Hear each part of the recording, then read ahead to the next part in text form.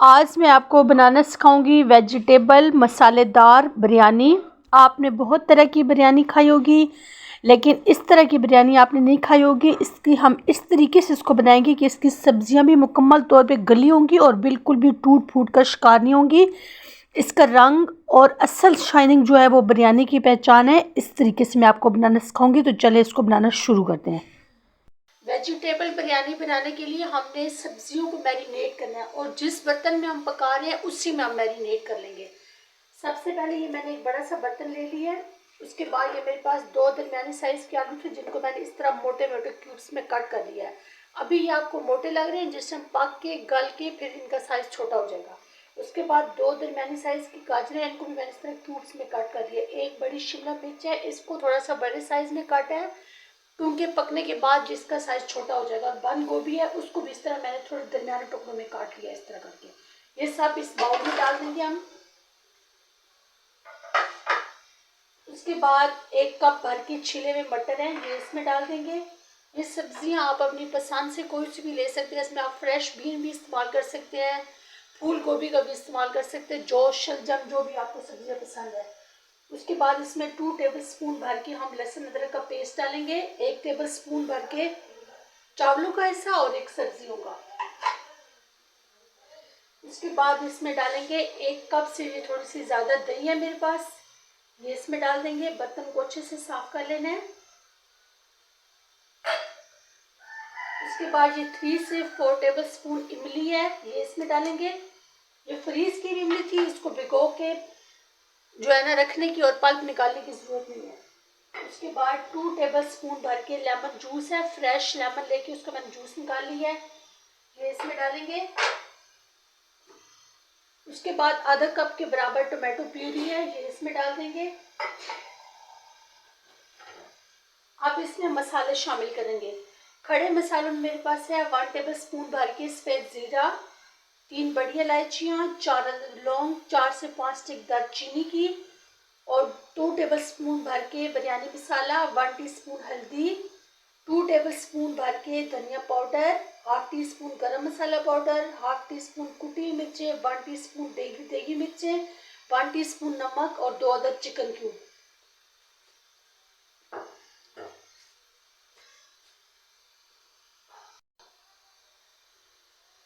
उसके बाद ये मेरे पास 2 तेज पत्ते हैं बड़े बड़े, इनको तोड़ के इसमें डाल देंगे। अब ये सारी चीज़ें डालने के बाद इसमें 1 प्याली भर के हम कुकिंग ऑयल डाल देंगे। अब इन सारी चीज़ों को हाथों की मदद से अच्छी तरह से मिक्स कर लेना है। नमक आपने यहाँ पे हाथ रोक के डालना है, क्योंकि चिकन क्यूब में भी नमक है, बिरयानी मसाले में भी नमक है, चावल बॉईल करते वक्त भी हम इसमें नमक डालेंगे, इसलिए नमक हमने यहाँ पे कम रखा है। अगर आपको कम लगता है, जिसमें सब्जी पक के रेडी हो जाएगी, उसके बाद फिर हम चेक कर लेंगे। अब इसको अच्छी तरह से हम मिक्स कर लेंगे ये चम्मच की मदद से। यहाँ पे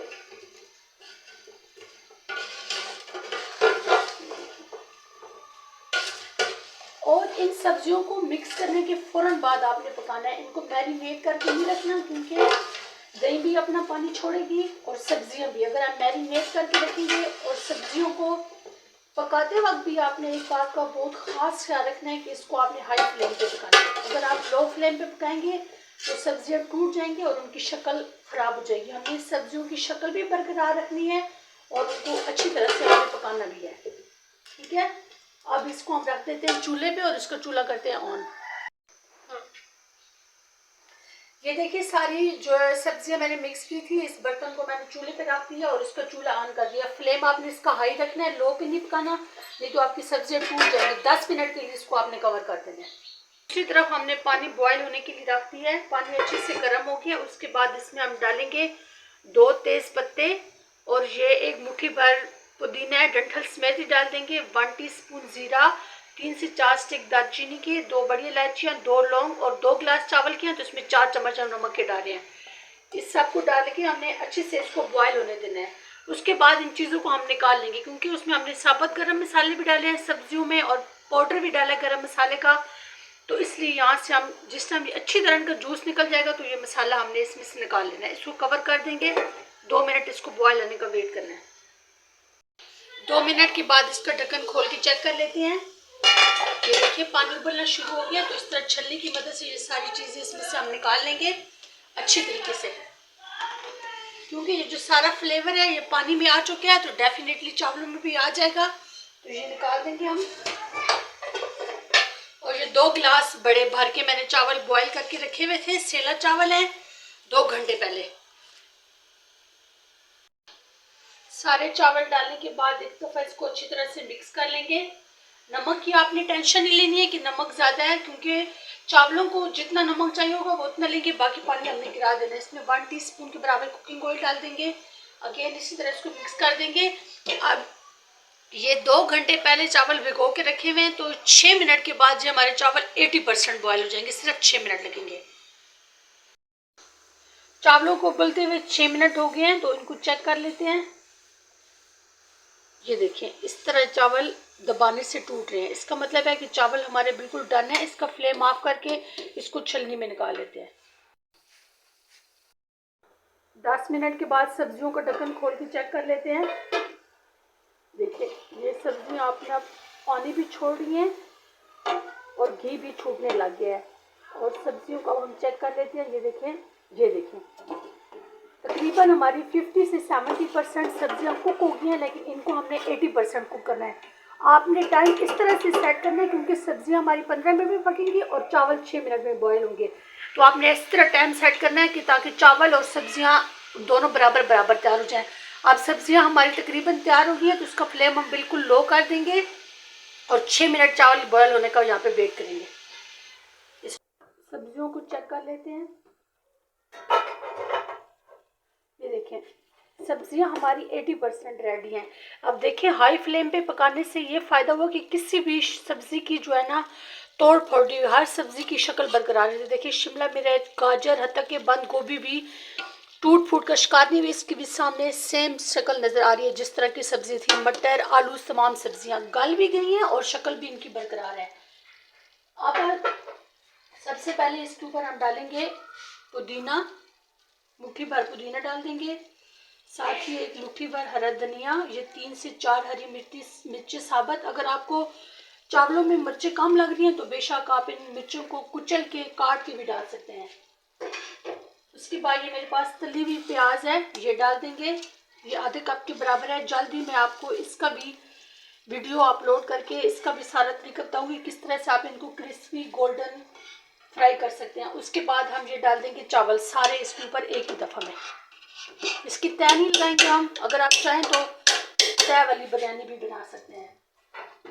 डालने के बाद अब इन चावलों को हम अच्छी तरह से सेट कर लेंगे। यहाँ पे ये देखिए अच्छी तरह से मैंने सेट कर लिया इनको। अब इसके ऊपर हम तकरीबन 2 से 3 टीस्पून कुकिंग ऑयल डालेंगे। ये वही ऑयल है जिसमें मैंने प्याज फ्राई किया है, इससे भी फ्लेवर बहुत अच्छा होता है।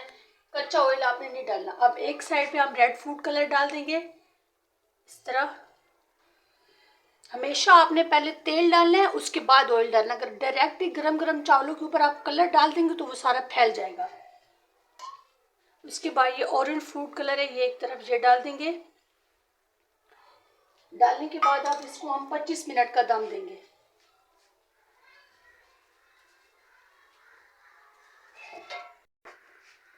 देखिए 25 मिनट का इसको हम दम देंगे। दम वाला फ्लेम है। अगर आपकी जो हांडी है पतले तले की है तो आप नीचे तवा रखते हैं, अगर मोटे तले की हो तो कोई ज़रूरत नहीं है नीचे कुछ भी रखने की। इसको मैंने 25 मिनट का दम दिया। आप 15 मिनट 20 मिनट का भी दम दे सकते हैं। 25 मिनट में ये बहुत मज़ेदार देगी बिरयानी बन के रेडी होगी। 25 मिनट हो गए तो इसका दम खोल के चेक कर लेते हैं।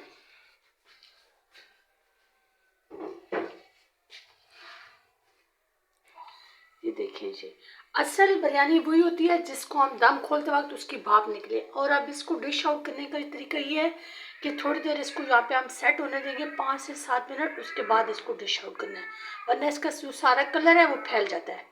अब इसको निकालना शुरू करते हैं। हमेशा चावलों को नीचे से ऊपर की जानिब निकाला करें ताकि मसाला भी इसके साथ आए और वाइट चावल भी और कलरफुल चावल भी। तो इस तरह इसको अब हम प्लेट में निकाल लेते हैं। ये देखें दम देने से पहले रखी थी उसी तरह